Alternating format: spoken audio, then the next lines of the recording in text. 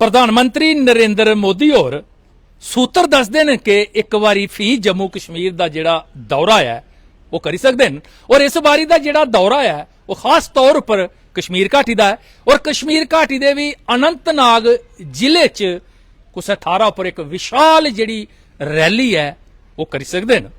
तो जानते हो कि पिछले दिने 20 फरवरी की प्रधानमंत्री नरेंद्र मोदी होरें जम्मू च एक बड़ी विशाल रैली उनका संबोधन होया और बड़े जम्मू कश्मीर के हर इलाके थमां लोग उस रैली च किट्ठे होए दे और इस मौके पर तुसें देखा गया होना है कि कई परियोजनाएं का उन्हें उद्घाटन किया और बड़ा बड़ा जिहड़ा पैकेज हा वह भी तुसें गी थोआ और इस बारी 7 मार्च की सूत्र दसदे हैं कि वह कश्मीर घाटी के अनंतनाग जिले च एक विशाल रैली करी सकते हैं और उस रैली की संबोधन कर सकते हैं जिहदे लगभग 1.5 लाख कोला उपर जिहड़े कश्मीर घाटी के लोग न उस रैली च शामिल हो सकते हैं।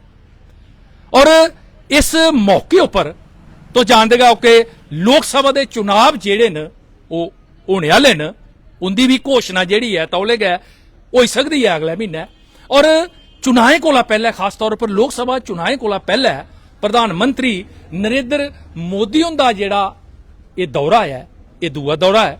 मेरे कन्नै स्टेट लाइन के मैनेजिंग एडिटर सैयद जुनेद हाशमी और आयन गलबात करने तो हाशमी साहब के इस दौरे की दिखिए तो ये अभी तो जो सूत्र बता रहे हैं वो ये बता रहे हैं कि प्रधानमंत्री नरेंद्र मोदी का दौरा खबर जो चली है वो है कि 7 मार्च और 15 मार्च के बीच में वो आएंगे। दौरा किसी भी दिन कर सकते हैं पर मेरी जानकारी ये है कि 7 मार्च को प्रधानमंत्री नरेंद्र मोदी एक बड़ी विशाल जनसभा को अनंतनाग में संबोधित करने जा रहे हैं।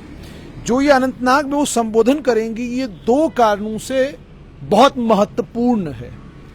पहली बात, जिस इलाके को आतंकवाद का गढ़ माना जाता था आपने उसी इलाके को चुना है लोकसभा के आने वाले चुनावों का संदेश पूरे देश को देने के लिए कि हम वहां से बात कर रहे हैं जिस जगह के बारे में ये कहा जाता था कि यहां से बात नहीं हो सकती है, बात वहां से होगी। नंबर 1। नंबर 2, संबोधन इसलिए भी सिग्निफिकेंट है कि जिस साउथ कश्मीर में जिस अनंतनाग जिला में ये रैली होने जा रही है वहां 1.5 से 2 लाख लोग इस रैली में शामिल होंगे, ऐसी जानकारी भी आ रही है।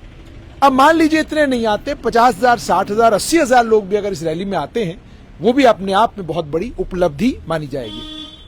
तीसरी बात, आपकी ट्रेन जो है आज के दिन संगलदान से बारामुल्ला पहुंच चुकी है। बिल्कुल। अब कुछ ही समय के बाद ट्रेन आपकी जो है वो कश्मीर पहुंचने जा रही है, वो बात भी प्रधानमंत्री वहां करेंगे। संभवतः ऐसा भी लग रहा है कि जम्मू कश्मीर में अप्रैल मई के महीने में असेंबली के चुनावों की संभावना बनने लगी है। 12-13 मार्च को इलेक्शन कमीशन की टीम यहां आएगी। जो परिस्थितियां हैं उनमें यह भी लग रहा है कि अगर आप अप्रैल मई में चुनाव लोकसभा के साथ जम्मू कश्मीर में असेंबली के नहीं कराते हैं तो फिर आपको चुनाव नवंबर-दिसंबर में कराने होंगे और फिर नवंबर-दिसंबर का मतलब ये होगा कि फिर आपके चुनाव नवंबर-दिसंबर में भी नहीं होंगे, फिर हो सकता है साल 2025 में होंगे क्योंकि उसमें सेंसस भी 2021 का जो कोविड के कारण नहीं हुआ वो सेंसस भी होना है।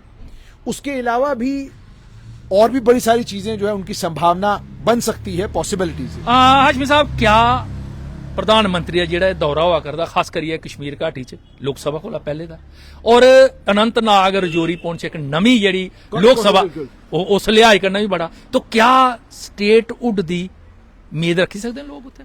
ठीक है, घोषणा तो कोई ना कोई उन्हें करनी है। प्रधानमंत्री हैं और मॉडल कोड ऑफ कंडक्ट और उन सब चीजों को ध्यान में रखते हुए अगर मॉडल MCC तब तक लग जाता है तो शायद फिर वो स्टेटहुड की बात नहीं करेंगे। लेकिन एक राजनीतिक व्यक्ति और जितने बड़े राजनीतिक कद के व्यक्ति प्रधानमंत्री हैं अपनी बातों में वो पूर्ण राज्य के दर्जे को लेकर कोई बात ना करें और वो भी कश्मीर में ना करें, इसकी संभावना कम है, कर सकते हैं।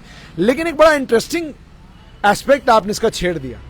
आपने कहा अनंतनाग, पुंछ और रजौरी की एक असेंबली कॉन्स्टिट्यूएंसी।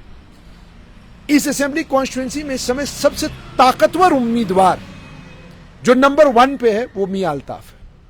कोई क्या सोचता है, किसका क्या गणित है, मैं उसको मानने वाला नहीं। पहाड़ियों को एसटी मिल गया, उसके कारण 90% पहाड़ी बीजेपी को वोट देगा, यह भी नहीं होने वाला। गुजरों के एसटी में उनके शरीक बन गए पहाड़ी, वो बात भी नहीं हुई है क्योंकि अभी तक तो मुकम्मल नोटिफिकेशन नहीं आई, उससे पता चलेगा कि भाई पहाड़ियों को जो एसटी मिला है ये ब्रैकेटेड एसटी है या ये एसटी 10% में से है, वो भी अभी तक क्लियर नहीं हुआ है। तो कहने का मतलब ये है कि वहां पर इस वक्त सबसे मजबूत प्रत्याशी मियां अल्ताफ हैं, क्योंकि उनका जितना भी राजौरी पुंछ का इलाका है और अनंतनाग का इलाका भी है, गुज्जर बकरवाल समुदाय में तो उनकी अपनी एक पहचान, अपनी अपनी एक छवि है, लेकिन बाकी समुदाय भी उनका आदर सम्मान बहुत करते हैं। और तीसरा, मियां अल्ताफ को लेकर लोगों के बीच में कोई ऐसी बात नहीं है कि वो चोर हैं, वो डाकू हैं, वो करप्ट हैं या वो करप्ट पॉलिटिशियन रहे हैं, ऐसी कोई बात भी उनके खिलाफ नहीं है। किरदार के हिसाब से लोग उनका बहुत सम्मान करते हैं। एक तरह से एक धर्मगुरु भी हैं बहुत बड़े समुदाय के, वहां पर वो उनके पिता भी धर्मगुरु रहे हैं और एक गद्दी पर गद्दी नशीन भी हैं वो। तो ये सारे वो प्लस हैं जो मियां अल्ताफ को हैं। लेकिन एक प्लस बीजेपी को भी है कि हमने पहाड़ी समुदाय को एसटी दिया है, उसके चलते बीजेपी को अब ये कि ये वोट बैंक में कन्वर्ट हो जाए। और जब आप अनंतनाग में रैली करते हैं, वहां से आप संदेश नॉर्थ कश्मीर को भी देते हैं, सेंट्रल को भी देते हैं और इधर राजौरी पुंछ वालों को भी कह देते हैं कि मैं क्या कहना चाहता हूं। और प्रधानमंत्री तो ये गाजे बाजे के साथ कहेंगे कि भाई आपको एसटी का वादा जो है इतनी सरकारों ने किया, किसी ने नहीं दिया, हमने दे दिया, ठीक है। और दूसरा, साउथ कश्मीर के लोगों को भी एक संदेश वहां से प्रधानमंत्री देने की कोशिश करेंगे। मेरा अपना आंकलन है कि गोली से नहीं, गोली से कतई नहीं, बोली से। लेकिन बोली भी कौन सी? अलगाववाद वाली नहीं, राष्ट्रवाद वाली बोली से बात बनेगी। अलगाववाद वाली बोली से बात नहीं बनेगी। अलगाववादियों के लिए कोई मैट नहीं बिछेगा, कोई ग्रीन कारपेट नहीं बिछेगा, वो काम खत्म हो गया। ये संदेश भी वहां से देंगे और दृढ़ता के साथ वो संदेश देंगे। उसका कारण है कि आप लोकसभा के चुनाव में जा रहे हैं, तो आप लोकसभा के चुनाव में 370 लेके भी जाएंगे क्योंकि आपने हटा दिया। आप राम मंदिर लेकर भी जाएंगे क्योंकि आपने प्राण प्रतिष्ठा कर दी। आप पीओके लेकर भी जाएंगे। आप इशारा भी करेंगे कि अभी है एक मामला बिल्कुल आर पार वाला, वो इशारा भी आप करेंगे। आतंकवाद को लेकर भी आप एक मैसेज जो है सीधा डिलीवर करेंगे। और वहां उस रैली में अगर प्रधानमंत्री पूर्ण राज्य के दर्जे को लेकर, जम्मू कश्मीर में जो व्यवस्थाएं हैं उन व्यवस्थाओं को लेकर कोई बात करते हैं, तो मुझे लगता है कि इस समय की कश्मीर घाटी की राजनीति में एक बहुत बड़ा संदेश होगा। ये मुझे ऐसा लग रहा है। लेकिन प्रधानमंत्री, आप जानते हैं, प्रधानमंत्री हैं जो एक व्यक्ति इतनी बड़ी पार्टी चलाता हो और जिसकी छवि और जिसका कद और जिसकी कदकाठी अब इतनी बड़ी हो गई हो कि अब तो सुनने को मिलता है, आप भी सुनते होंगे कि जनाब बीजेपी को क्या जरूरत है, कौन कैंडिडेट होगा। वो तो कहते हैं सुरेंद्र सागर को खड़ा कर दो, इधर क्या कहते हैं जम्मू पुंछ से वो जीत जाएंगे। जम्मू से जब सुरेंद्र सागर को खड़ा कर दो वो भी जीत जाएंगे। क्यों?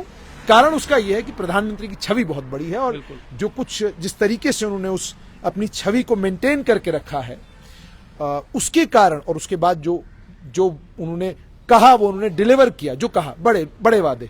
मैं नहीं कहता कि वो एम्प्लॉयमेंट पर डिलीवर किया, नहीं, एम्प्लॉयमेंट में अभी भी अनएम्प्लॉयमेंट का मसला है जम्मू कश्मीर में।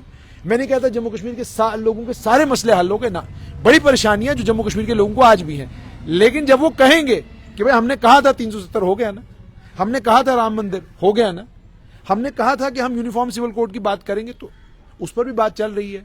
आज नहीं तो इस कार्यकाल में नहीं, अगले कार्यकाल में सही। तो ये चीजें हैं सारी। मगर कश्मीर को खास तौर पे ध्यान में रखते हुए अनंतनाग में अगर प्रधानमंत्री जनसभा को संबोधित करते हैं तो मैंने आपको कहा ये एक बहुत बड़ा मैसेज है।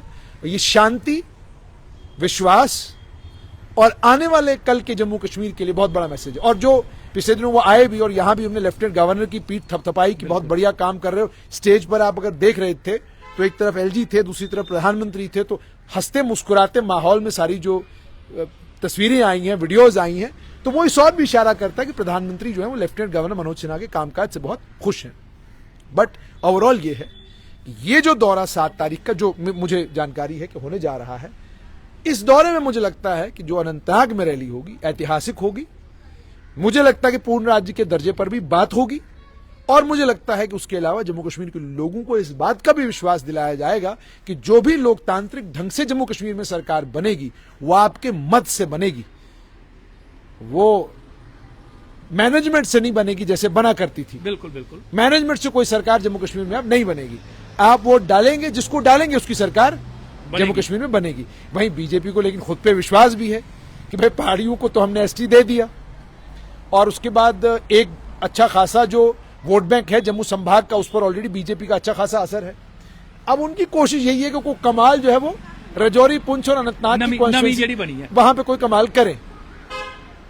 वो क्या होगा, परिस्थितियां क्या बनेंगी, वो तो पहाड़ी कबीला के लोग जब वोट डालेंगे तब पता चलेगा। पर मेरा अपना आंकलन है कि let us not see the visit of prime minister from the वो जो कहते हैं बिल्कुल एक क्लोज्ड सा नैरेटिव, इस नैरेटिव में हम उसको ना देखें कि क्या वो अनंतनाग, राजौरी, पुंछ की लोकसभा क्षेत्र में जो है कोई बड़ा उलटफेर करेंगे। इस नजरिए से हम देखें कि प्रधानमंत्री वहां से कोई एक बड़ा संदेश देने जा रहे हैं, और जम्मू कश्मीर का दौरा 20 फरवरी के बाद 7 को दोबारा करना दर्शाता है कि 20 को जो प्रधानमंत्री आए हैं यहां से बहुत कुछ लेकर गए हैं, और बड़ा विश्वास और बड़ा यकीन जो है वो उनको जम्मू कश्मीर के प्रशासन में और जम्मू कश्मीर की बदली हुई परिस्थितियों में हो गया है, जिसके चलते मुझे लगता है कि लोकसभा की वो जो उनकी कैंपेन होने जा रही है उसकी शुरुआत मुझे लगता है अनंतनाग से होने जा रही है। बहुत बहुत शुक्रिया।